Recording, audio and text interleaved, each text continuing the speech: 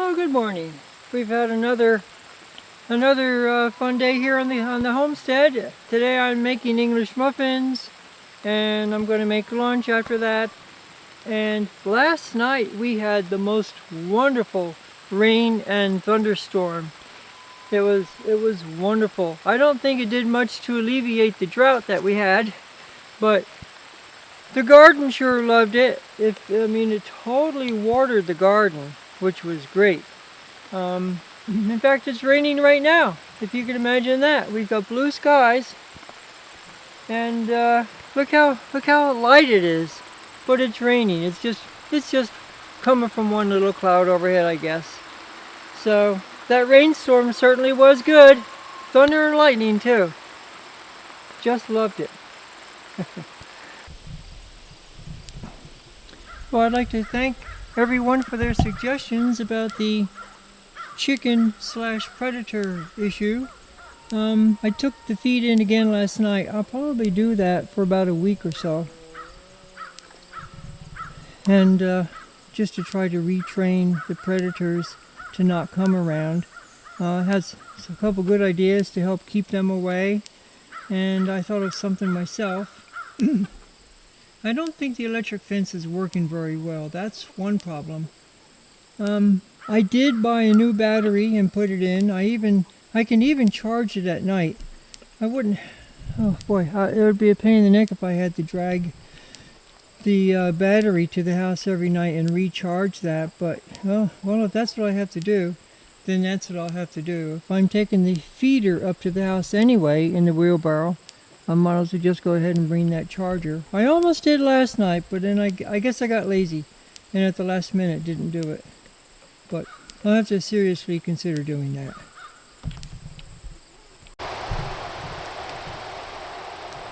Another interesting thing that's happening is that chicken right there has been getting out, which does not say much for how well the electric fence is working. You see her? She's trying to find a gap. And I had to kind of reinforce the bottom there. And she was out this morning and I had to go along. She's easy to catch. But it just tells me that the electric fence isn't working very well. And I guess if I recharge it at night, that might help.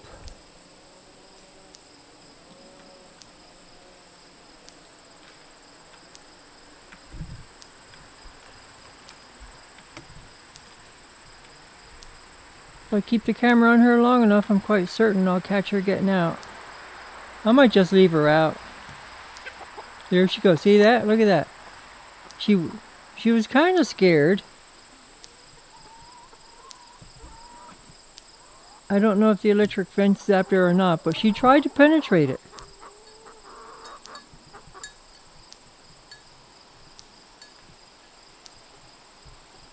That's really something, how they're trying to get out. That's not good. We plan to rehome the Rhode Island Reds between Thanksgiving and Christmas. And when we do, I have to decide, do I want to put these chickens in the wooden chicken coop and stop using the chickshaw/electric fence system? Or do I want to keep them in the chickshaw? And then we can turn the wooden chicken coop into a nice shed. It's possible she felt a little bit of a zap from that fence.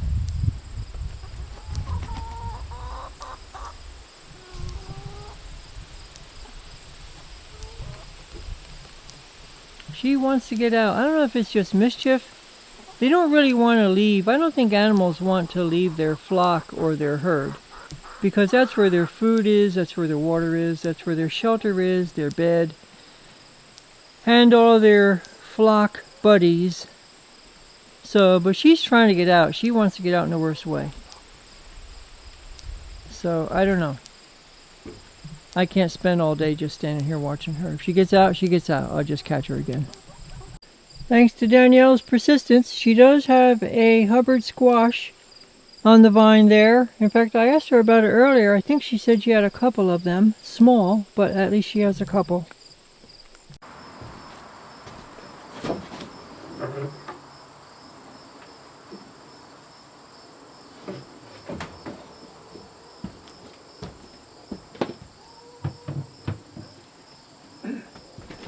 A couple of you have asked about the wooden chicken coop, and it's probably not as pleasant an environment as the outdoor chickshaw is, because at least the girls outdoors have a lot of grass and vegetation to choose from.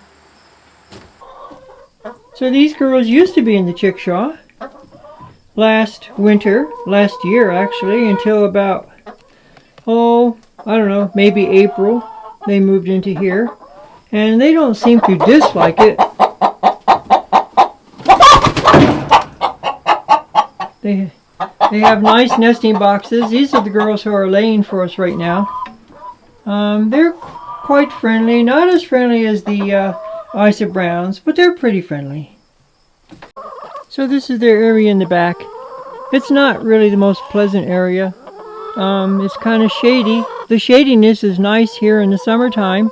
We give them all of our chicken scraps, all of the kitchen vegetation, and when I mow the lawn, I take the grass clipping catcher and I empty it into here, and we're always putting, anything we can find to put in there so that it's not quite as unpleasant. To me it's unpleasant, but maybe the chickens, maybe they don't care. I don't know.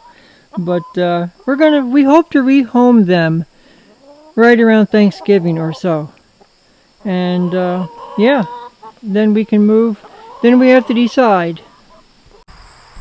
After we rehome the Rhode Islands, we'll have to decide then if we want to keep the new Isa Browns in that chickshaw, or do we want to move them to this shed?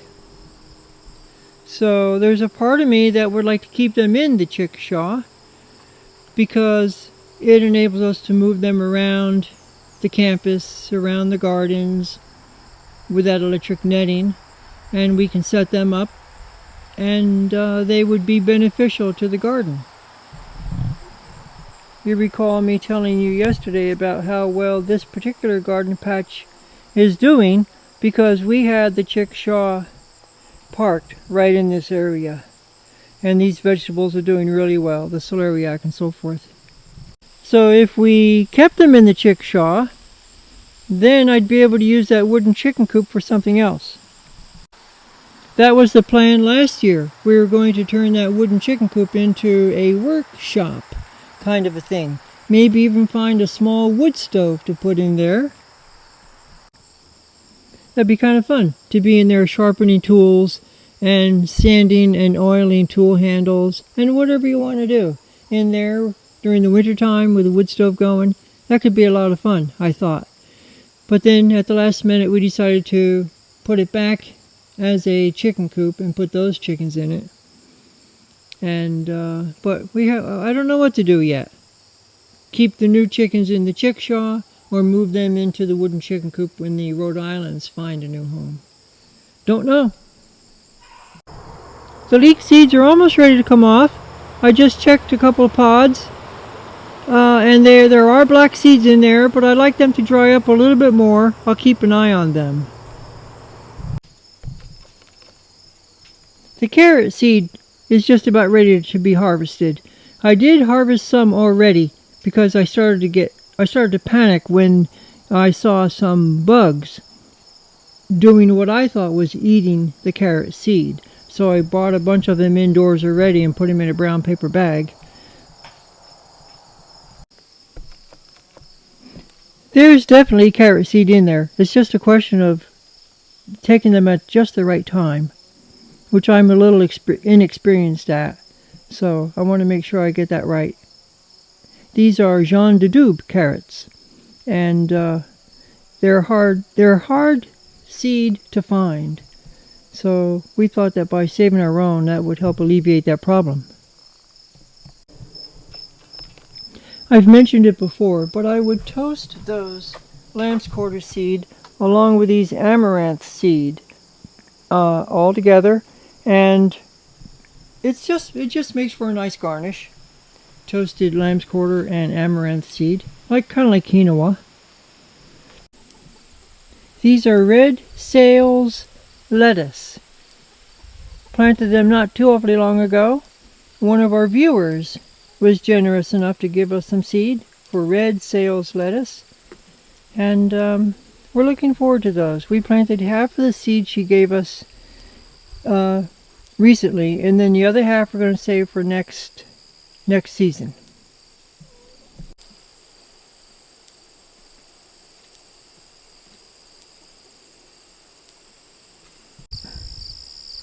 Right here I have a handful of stingy nettle stems. Longtime viewers of the channel may recall that I was cutting those stems not that awfully long ago, and I started a video about extracting fiber from these stems, and I've got quite a bundle up at the house. I'm not finished extracting the fiber from them, but I'm off to a good start. If you look really closely, you might be able to see some fiber actually coming off the plant, and it's that fiber that I'm learning how to get, and then maybe I'll spindle it into a yarn. I was interested in coming over to this garden bed this morning because this is the morning after that huge rain that we had yesterday afternoon, evening, and all through the night. It was even raining this morning, and these garden beds really needed the rain badly. Look at the Swiss chard down there. It's coming along so nicely. Let's see if I can zoom in on it.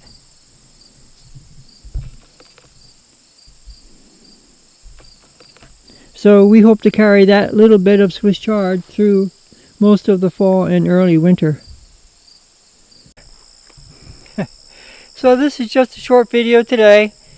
I just wanted to walk around. I'm actually busy in the house right now doing a lot of cooking again, and then any extra time I'm going to be piling firewood, but I wanted to come down here after this big rain and take a look at the garden beds to see how they were doing, and I thought I'd bring you along. And we've gotten a lot of good suggestions for the chicken dilemma, and I appreciate each and every one of them. I just measured the width of that door over there. It's about 30 inches. And I think I have a piece of 1/4-inch Lawan plywood that I can cut a strip off of about 30 inches. And I can screw it to the bottom of that door. That will take care of that problem. And if that piece of Lawan isn't big enough, I'll just take a piece of 1x4 that we've got in back stock in the parts department. We all have parts departments when we're homesteading, don't we? So I'll take a piece of 1x4 and screw that to the bottom. But yeah, so I think going forward, now last night I took the feed in again, and tonight I will again, and I'll probably take that solar charger for the fence up with me also, since I'm using the wheelbarrow anyway. And I'm going to plug it into the wall. We have a charger for it. And bring that battery up to snuff, because I have one chicken that insists upon trying to get out through the fence, and that tells me that the fence is not charging well enough. So there. So little problems, little fires you have to put out when you homestead. This is one thing I learned. Lots of times when I do a cure for a problem or solve a problem, all I can do is just a little temporary fix for now, because you're just putting out little fires that erupt here and there, and you have to just kind of put them out and circle around to the other one, and then maybe circle back and do a better fix. So I'll put that battery on the charger, and I think that'll help quite a bit. So I'm going to get back to the house now. I'm actually making English muffins this morning, and then I'm going to start cooking lunch, and after lunch I'll probably stack firewood. So anyway, thanks again for all the suggestions, and I'll see you on the next one.